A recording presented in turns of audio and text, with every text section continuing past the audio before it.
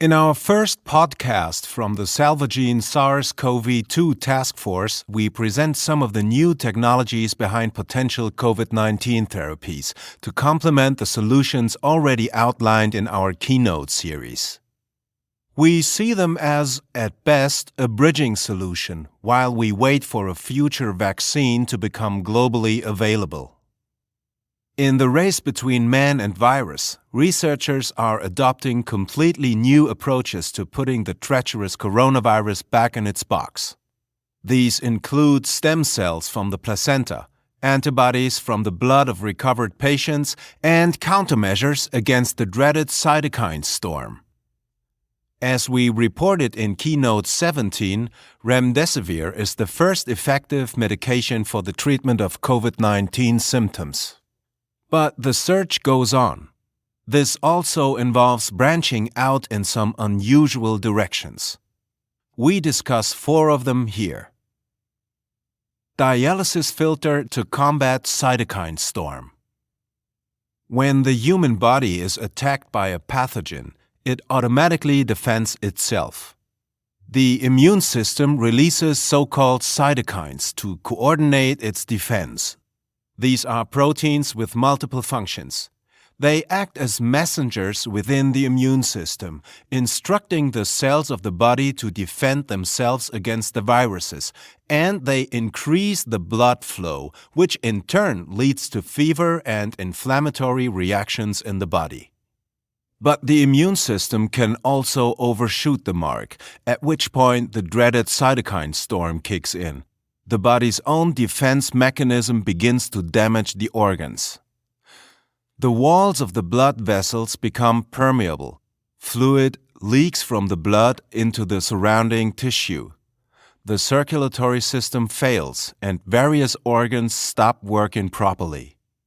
In a severe case of COVID-19, the lungs are especially vulnerable, and the patient dies of ARDS, acute respiratory distress syndrome.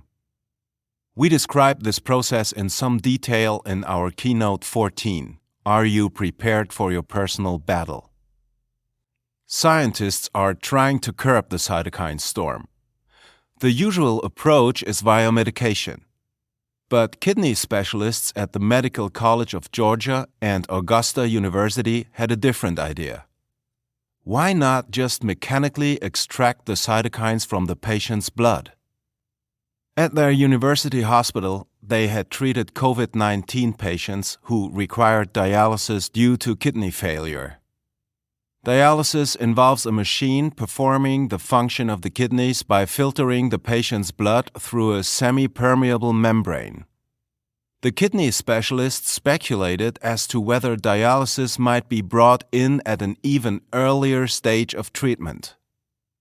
They contacted Baxter International, the manufacturer of the dialysis machines, and established that the Oxiris filter is able to absorb bacterial toxins and cytokines from the blood like a sponge. This particular filter has been used in Europe and Asia for more than 10 years. The Medical College of Georgia and Augusta University team set about purifying the blood of COVID-19 patients with the Oxiris filter as soon as respiratory distress symptoms manifested themselves. If we start this early on in the course of the disease, our expectation is that patients will have a better chance of survival. They will be less vulnerable to organ damage, as well as less susceptible to blood clotting, ARDS, and kidney failure. They are currently monitoring and recording disease progression. Baxter received emergency approval from the U.S. Food and Drug Administration, FDA, at the end of April for the use of the Oxiris filter to treat COVID-19 patients. Doctors Mohammed and Padala at the Medical College are planning a clinical study that could prove the effectiveness of the filter. Another candidate in the battle against COVID-19, the human placenta. Admittedly, it sounds slightly bizarre, but scientists believe they may have found a possible weapon to use against COVID-19 in the human placenta. The placenta is rich in stem cells. These remarkable cells are capable of being transformed into many different types of body cells. A team led by Thomas Burge and Ravid Barkana at the Holy Name Medical Center in Teaneck, New Jersey, believe that stem cells not only calm the immune system down, but also reinforce it in the fight against the virus. From previous research, it is known that placental stem cells can regulate the immune system. 2 biotech companies are currently trialing an experimental stem cell therapy on COVID-19 patients. The Israeli biotech company Pluristem Therapeutics has already treated 6 seriously ill COVID-19 patients with it. And the U.S. company Cellularity has received the green light from the American FDA to test its CYNK001 cells on COVID-19 patients. Cellularity has generated natural killer cells from placental stem cells and hopes that these cells will destroy virus-infected cells in the body. A third new possibility: artificial antibodies. The human immune system is a well-organized army of B cells and T cells. T cells take the fight directly to the pathogens, while B cells do this by means of antibodies, for example proteins that attach themselves to the invaders and neutralize them. People who have survived a COVID-19 infection have these antibodies in their blood. Medical researchers see possibilities here. At the height of the epidemic in China, Chinese doctors collected blood from convalescent donors and transfused their plasma into COVID-19 patients who were at an earlier stage of the disease. The results were encouraging. Scientists led by Arturo Casadevall at Johns Hopkins University are currently trialing their own plasma therapy on COVID-19 patients. As elegant and simple this method may sound, it has its weaknesses. Blood plasma contains many different antibodies, and the concentration in a plasma transfusion of the antibody that specifically targets the coronavirus might be too low to have a sufficient effect in the recipient's body. In addition, there is not enough survivors' blood plasma available to treat COVID-19 patients at the current rate of infection, and certainly not for everyone who counts as high risk. In the USA, various hospitals and national health services are already calling for COVID-19 survivors to donate blood. It would be better if the antibody that neutralizes the coronavirus could be identified and produced artificially in large quantities. Dozens of biotech companies are already working on this challenge, including major players such as Regeneron, AbCellera, GenScript, AstraZeneca, Berkeley Lights, and Vir. They are pursuing different strategies that include searching for the effective antibody in the blood of survivors and producing antibodies in animals, for example mice and llamas, by injecting them with a spike protein on the envelope of the coronavirus and also modifying an existing artificial antibody. The search for antibodies is problematic. For one thing, it takes several weeks before a patient who has recovered from COVID-19 has built up enough antibodies. And, as an article in the medical magazine Immunity reveals, the findings from samples obtained from 14 recovered COVID-19 patients show that these antibodies differ among themselves. In order to find the antibodies that neutralize SARS-CoV-2, a research team at AbCellera have embarked on a kind of fishing expedition in the blood. They have taken the plasma of convalescents and used it to flush 200,000 tiny chambers that are so small they could fit on the surface of a credit card. The virus spike protein is placed in these chambers as bait. The B cells that take the bait are the ones the researchers are looking for. Once they have found such a B cell, they can propagate it in bioreactors and produce larger amounts of so-called monoclonal antibodies. Monoclonal because they all originate from a single cloned cell. Monoclonal antibodies are already being used to treat a number of medical conditions, including various types of cancer and autoimmune diseases such as multiple sclerosis. They have also been successfully deployed against infectious diseases.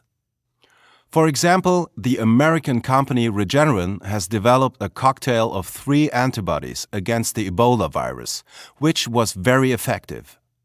Indeed, in a clinical trial, it came out ahead of 2 other candidates, including the drug remdesivir, which has now ironically shown efficacy against COVID-19. The hope is that a monoclonal antibody can be developed against novel coronavirus. Chinese researchers reported on the 4th of May in the journal Nature Communications that they had found such an antibody which they named 47D11. It attacks the spike protein and neutralizes both SARS-CoV-2 and the old SARS virus. However, the scientists have so far only demonstrated its effectiveness in cell cultures. Whether the antibody is suitable will then have to be proven in clinical tests on humans, as is the case with any drug. That takes time.